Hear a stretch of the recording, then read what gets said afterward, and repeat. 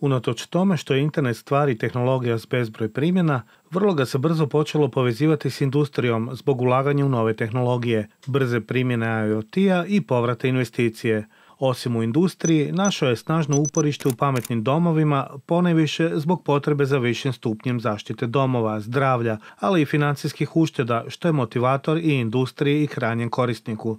Rijeđe se govori o IoT u kontekstu zaštite okoliša ili životinja, pa ipak postoje konkretna rješenja koja mogu spasiti živote i zaštititi imovinu. Nedavno je velik požar zahvatio otok Hvar, a Hrvatska se nažalost svake godine susreće s opasnim požarima u kojima se gubi imovina, uništavaju šume i makija i gube ljudski životi. Kako bi se prevenirale takve katastrofe, potrebno je pošumiti područja senzorikom, koja će prepoznati, na primjer, neuobičajeno povećanje temperature ili specifične plinove. Najveći problem predstavljaju baterije u takvim područjima koje se brzo prazne, što potom zahtjeva izlazak čovjeka na nekad i teško dostupan teren, dodatne troškove te cjelokupno rješenje čini preskupim i neodrživim. Vjerojatno se pitate što je zapravo Zero G mreža. To je cijenom pristupačna, zapravo jeftina, niskoenergetska mreža, kreirana za slanje i primanje poruka između IoT uređaja. Inače, Sigfox je francuska kompanija, inicijator Zero G mreže. Tvrtka postoji 2010. godine, a njen glavni cilj je upravo stvaranje globalne,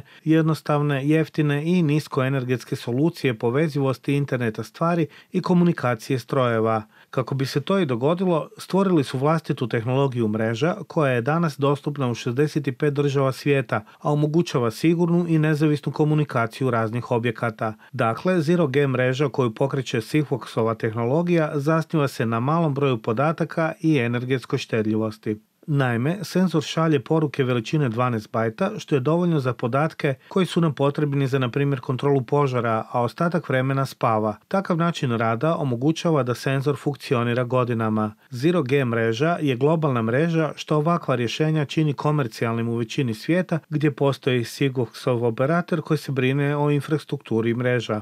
U Hrvatskoj mreža postoji i ovakva rješenja samo čekaju ostvarivanje. U Africi se Zero G koristi za zaštitu nosoroga. Od 70. godina do početka ovog stoljeća broj nosoroga se strmoglavio uslijed krivolova na njihove rogove koji su vrstu doveli do ruba izumiranja. Obzirom na to da senzor spava, krivolovci ne mogu presresti poruke. Kada nosorozi uđu u opasno područje, poruka stiže nadzornim timovima, a rangeri odlaze na teren. Slična rješenja koriste naši poljoprivrednici u praćenju stoke na slobodnoj ispaši. Kako je stoka slobodna, vlasnici nekad mjesecima ne znaju gdje se životinje nalazi, a u tom periodu životinja se može razboljeti, ozlijediti i umrijeti. Živimo u doba kad se i pitka voda dovodi u pitanje, a zbog čega je zaštita vode kao jednog od najvažnijih zemljinih resursa postalo prvorazredno pitanje.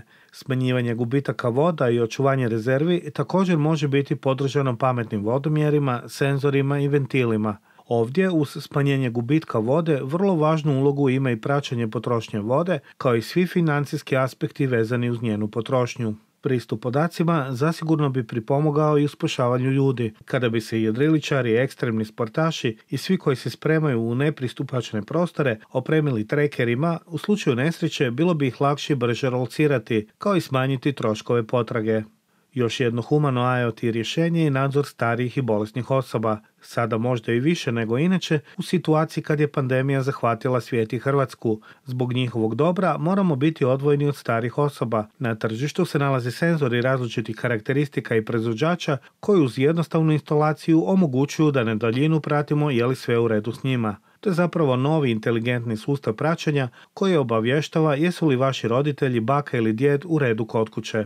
Rješenja postoje, a na nama je da ih primijenimo i možda izgradimo bolji svijet za budućnost uz pomoć interneta stvari i drugih tehnologija.